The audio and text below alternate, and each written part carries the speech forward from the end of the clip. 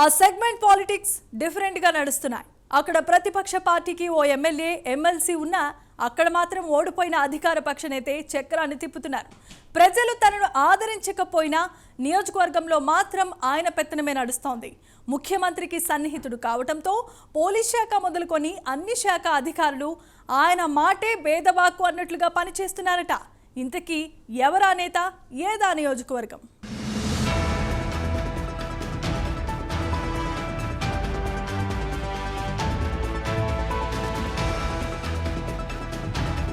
ఉమ్మడి మహబూబ్ నగర్ జిల్లాలో ఇటు సీఎం రేవంత్ రెడ్డి ప్రభంజనం, అటు కాంగ్రెస్ హవాతో 14 మందికి గాను 12 మంది కాంగ్రెస్ పార్టీ అభ్యర్థులు గెలిచారు. కానీ మిగిలిన 2 స్థానాలు గద్వాల్, అలంపూర్ అసెంబ్లీ నియోజకవర్గాల్లో బీఆర్ఎస్ విజయం సాధించింది.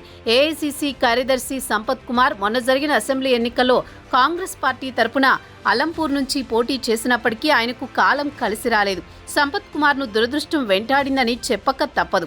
సీఎం రేవంత్ రెడ్డికి సన్నిహితుడైన సంపత్ గెలిచి ఉంటే మంత్రి అయ్యేవారన్న ప్రచారం జరిగింది. ఆ క్రమంలో సంపత్ బాధ వర్ణనాతీతమనే చెప్పాలి.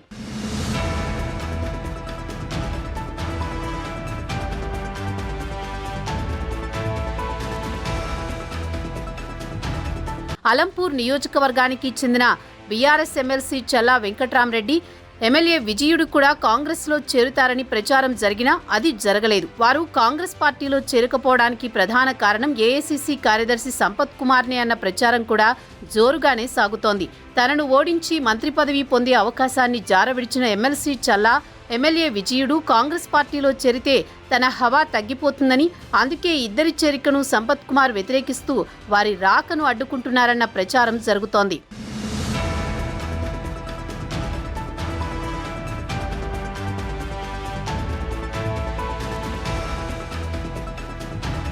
ప్రస్తుతం అలంపూర్ నియోజకవర్గంలో సంపత్ కుమార్ అనధికారిక ఎమ్మెల్యేగా పెత్తనం చేస్తున్నారన్న ప్రచారం జోరుగా సాగుతోంది.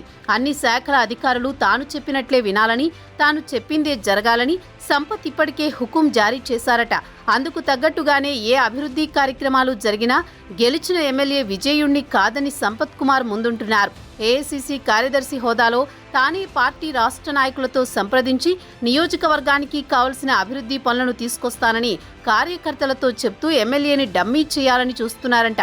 ఆ క్రమంలో సంపత్ ఇస్తున్న హామీలు, చెప్తున్న మాటలకు అటు అధికారులు ఇటు ప్రజలు సంపత్ కుమార్నే ఎమ్మెల్యేలా చూస్తున్నారట.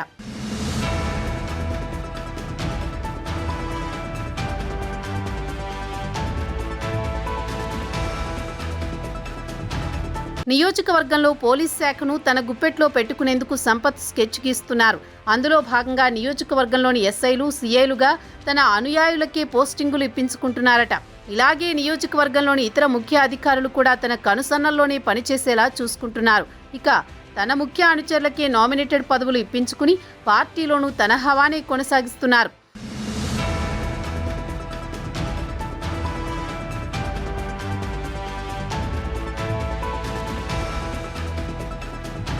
ఇటీవల భర్తీ చేసిన market yard chairman, vice chairman, director పోస్టులను తన అనుచరులకే ఇప్పించుకున్నారు. అలాగే అలంపూర్ నియోజకవర్గంలో ఉన్న మరో 2 ప్రధాన నామినేటెడ్ పోస్టులైన ఆర్డీఎస్ చైర్మన్ పదవి, జోగులాంబ బాలబ్రహ్మేశ్వర స్వామి ఆలయాల చైర్మన్ పదవులను కూడా తన వారికే ఇప్పించుకునేందుకు సంపత్ శాయశక్తులా కృషి చేస్తున్నారట.